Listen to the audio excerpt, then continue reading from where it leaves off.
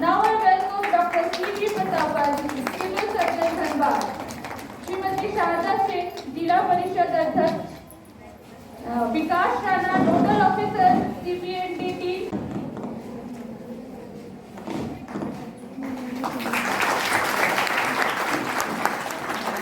Principal, आप सभी यहाँ की छात्राएं जो उपस्थित हैं, अभी मीडिया कर्मी, आई थिंक आज का जो सब्जेक्ट है वो बहुत सेंसिटिव सब्जेक्ट है और इम्पॉर्टेंट सब्जेक्ट है और हम सभी चाहते हैं कि इसमें थोड़ा सा डिटेल डिस्कशन हो, डिटेल में बातें हों और आप लोगों से भी आप लोगों का विचार और आप लोगों की जो फीडबैक है वो सुने जाएँ। बट अनफॉर्चुनेटली टाइम का थोड़ी कमी की वजह से मैं इसमें पर्सनली आपसे बहुत ज़्यादा इंटरेक्शन नहीं कर पाई हूँ।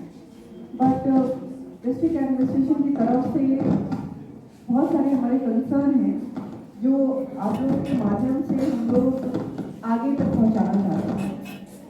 यहाँ पर उपस्थित जितने भी लोग हैं, आप सभी को ना इस बात का तो समझ में आता होगा कि ये जो हम लोग आज ये कार्यशाला कर रहे हैं, ओवरऑल इसका पर्सपेक्टिव क्या है, वो ओवरऑल इसका मोटिव क्या है। ओवरऑल मोटिव ये है कि हम सब बहुत पढ़ लिख गए, बहुत सारी चीज़ें जान गए हैं, टेक्नोलॉजी भी बहुत सारी सीख गए हैं, इसका प्रयोग आ गया है, वेस्टर्न वर्ल्ड से सब कुछ सीख गए, लेकिन हमने सोच वहीं पे रह गई। So just like know we all read multiple times कि टेक्नोलॉजी एक ऐसी चीज़ है ना, वो आपके अपने ऊपर डिपेंड करती है। आप उस चीज़ को कैसे यूज़ करेंगे आप पे डिपेंड करती है।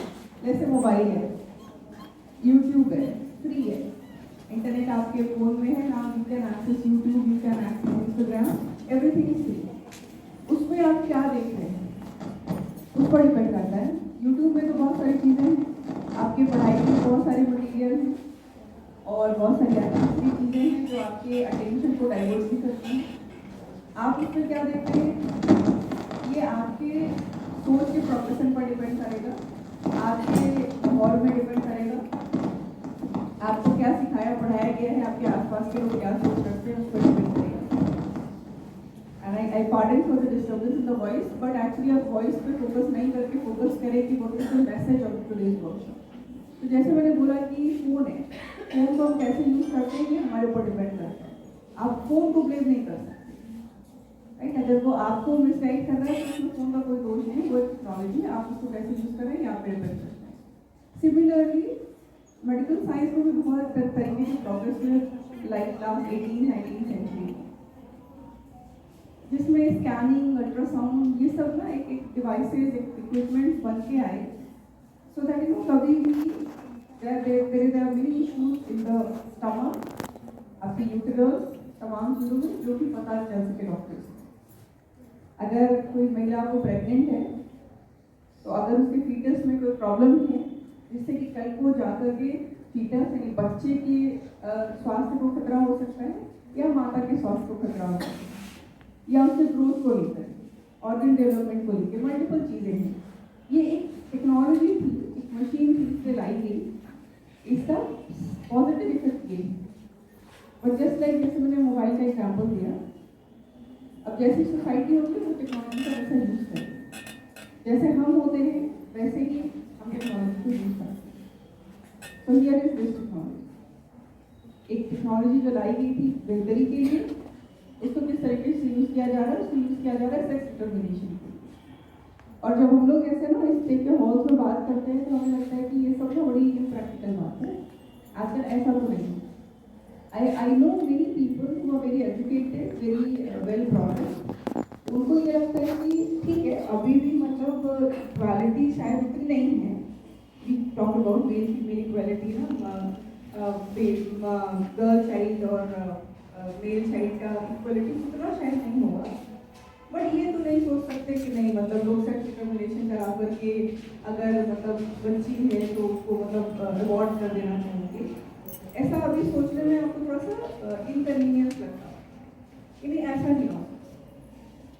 Even because no when I was student I also used to think like this कि शायद ऐसा नहीं होता, ठीक है इक्वालिटी पर से उतनी 100% नहीं अचीव कर पाए हम अभी इंडिया में, बट सेक्स डिटर्मिनेशन करके लोग ऐसा करेंगे नहीं, ऐसा नहीं होगा।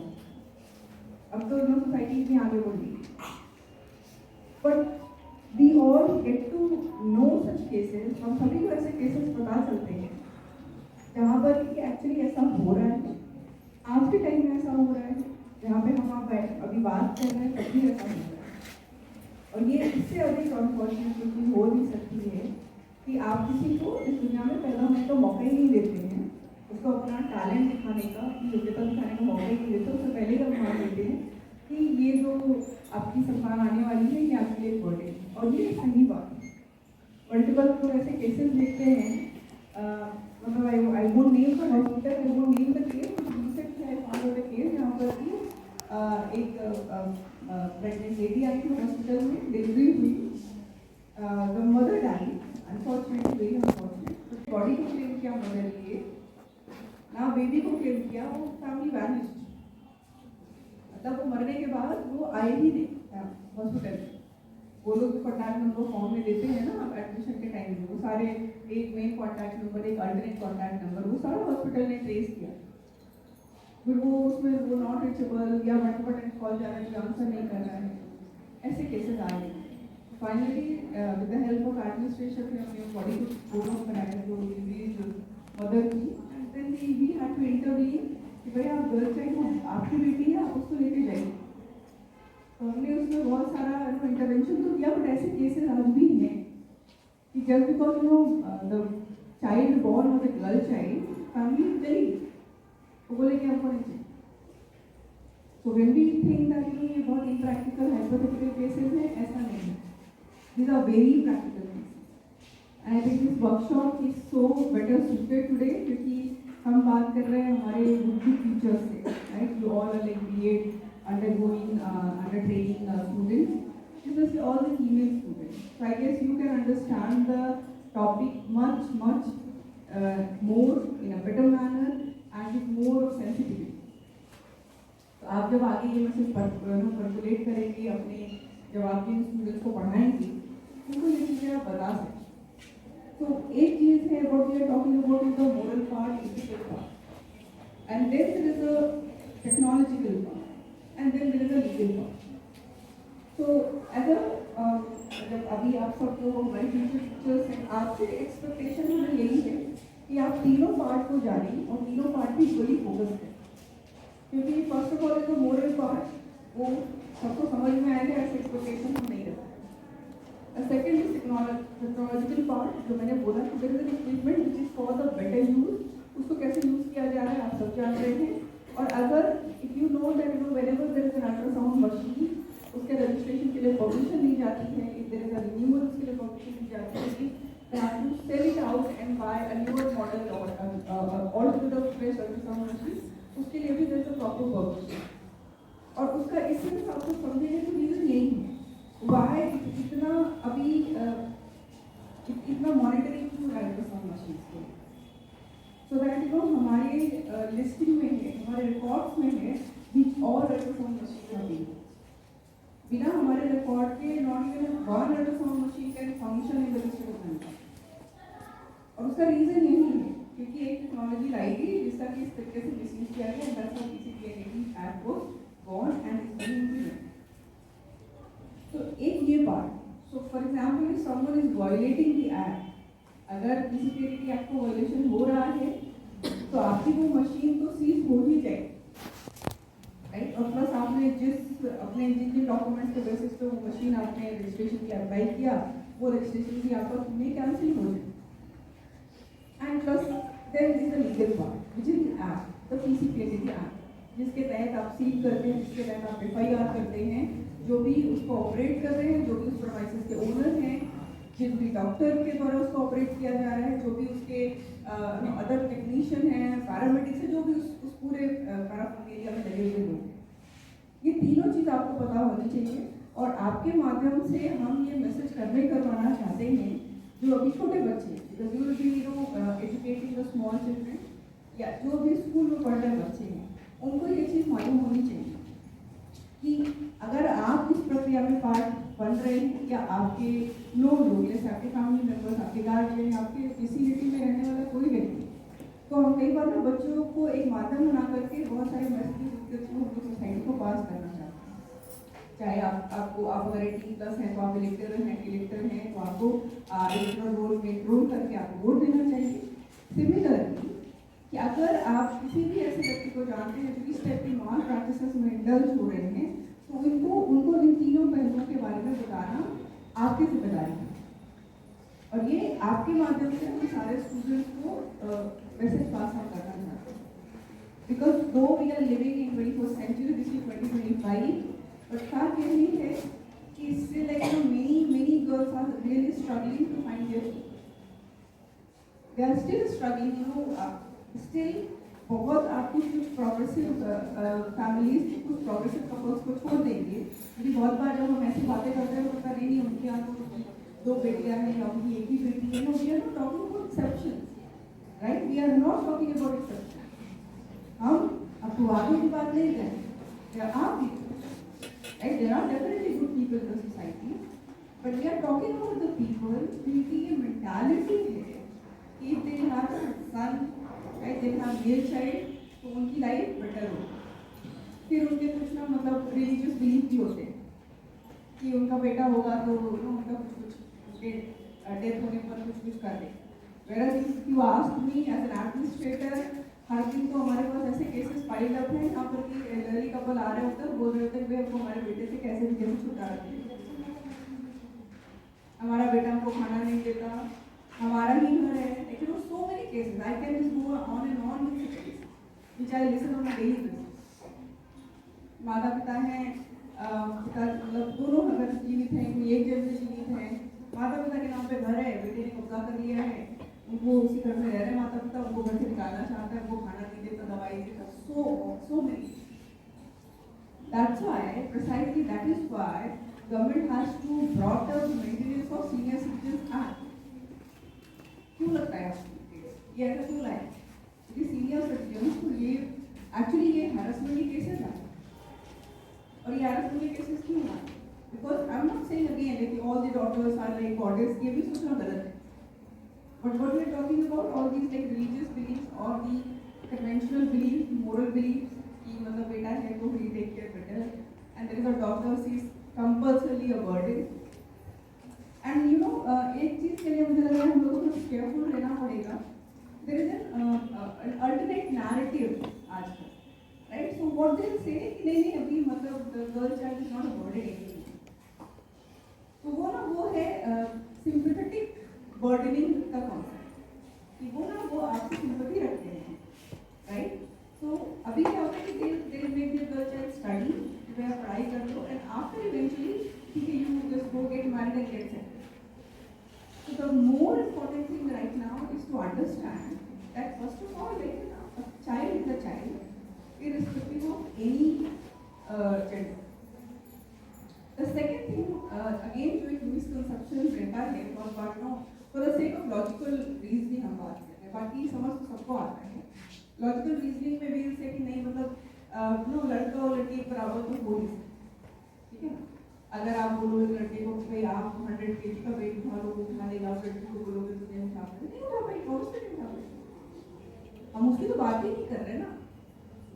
We are talking about the cerebral equality, right? We are talking about the cerebral equality, mentally both high, right? We are not talking about कि आप मतलब 100 ग्राम का वेट वो उठा लेगा क्या आप talking who is talking? तो जो उस क्राइटेरिया में जाकर बहस कर रहे हैं, मतलब I think the lesser set the better. We are talking about like giving both the genders should be given a fair and equal opportunity to represent their talent. Talent is again a celebrated. That is what opportunity we are seeking. और वो opportunity नहीं मिलती है because the thing is that फिर आपको बहुत सारे reason बता दिए जाते हैं जिसमें से कुछ सही भी है, कुछ गलत भी है। But the thing is that I think आपके माध्यम से हम जो चाहते हैं वो ये कि जो यंगस्टर्स हैं, छोटे बच्चे जो हमारे टीनेजर्स हैं, उनकी सोच को चेंज करना। वो ना हम कहते हैं कि हमने लड़कियों को तो इंडिपेंडेंट बना दिया, but we haven't taught our boys to live with independence.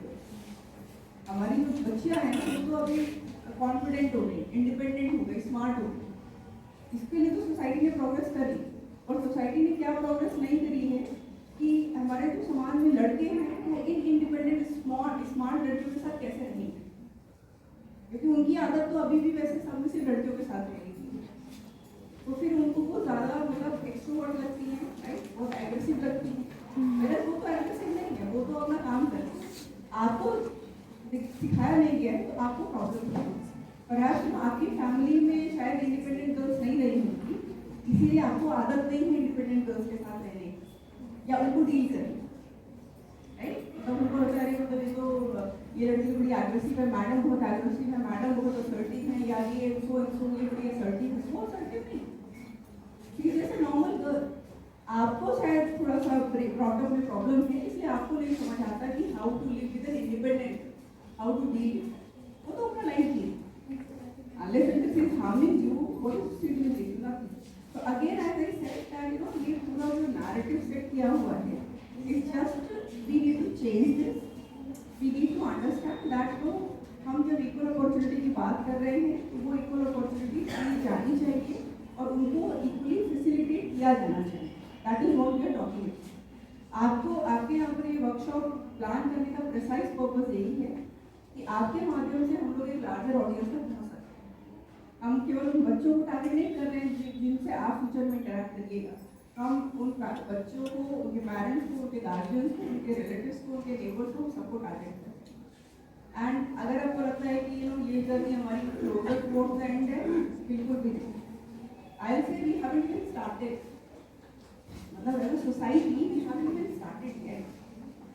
आपको लग रहा हो कि the way you see the figures that you see ना न्यूज़पेपर में आप देखते हैं कि कोई रिजल्ट आया and this girl is a topper, this girl, वो सिलेक्टिव है, राइट, वो बहुत सिलेक्टिव। बात होती है average, how many average girls are succeeding and actually financially independent, उसकी हम बात करें, हम उस सिलेक्टिव एक्सेप्शंस की बात नहीं करते। यू डेफिनेटली सी कि द टॉपर आर गर्ल्स, और सो एग्जाम का रिजल्ट आया द टॉपर इज गर्ल, आप टोटल देखो ना, if the 500 kids are 500 students are selected, आपके देखो उसमें कितनी लड़कियां हैं।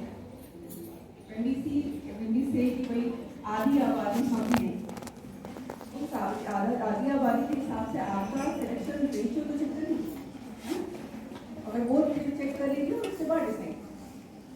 तो don't go by this height, because जो एक पर्सनली मुझे चीज बड़ी डिस्टर्बिंग लगती है, इंस्पिरेशनल है, मोटिवेशनल है definitely, when there is a girl achiever definitely is a big achievement, but वो आधा नैरेटिव होगा। अगर ऐसे करके हमें 10% बताना है, there's 90% आपको पढ़ना पड़ेगा, समझना पड़ेगा, right, reading between the lines कि एक्चुअली सही में क्या वो लड़कियां top 1 2 3 are toppers, girls toppers, तो मतलब लड़कियां ही सब कुछ कर रही हैं, नहीं भाई। जब बोलेंगे कि लड़कियां जो ज़्यादा सक्सेसफुल हो गई, वो 10th के रिजल्ट आए और 12th बोर्ड के रिजल्ट आए, आप देखिए कि टोटल लड़कियां कितनी अपीयर हो, because the percentage is against the total number of girls that were appeared. 100 appear हो रहे तो 70 पास हो तो 70%, 100 लड़के appear हो रहे थे तो 50 पास हो गए 50%, but actually लड़के तो 500 appear और लड़कियां केवल 100 appear। You have to look at that, how many girls are actually given the chance to appear, right? How many girls are actually appearing? You have to see the total number of data. The data can be very misleading unless until you are going into the detail of the data. आपको वो जो एक percentage वो एक headline बना के या दिखा दिया जाएगा, उस पर नहीं जाना। तो that is very very important thing, आपके माध्यम से हम लोग ये मैसेज पास ऑन कर सके सभी लोगों को, एंड सबको समझा सकें कि as I said we haven't even started yet, there are so many vacuum still left. यहाँ की प्रिंसिपल, वाइस प्रिंसिपल और सारे स्टूडेंट्स को हार्दिक अभिनंदन है।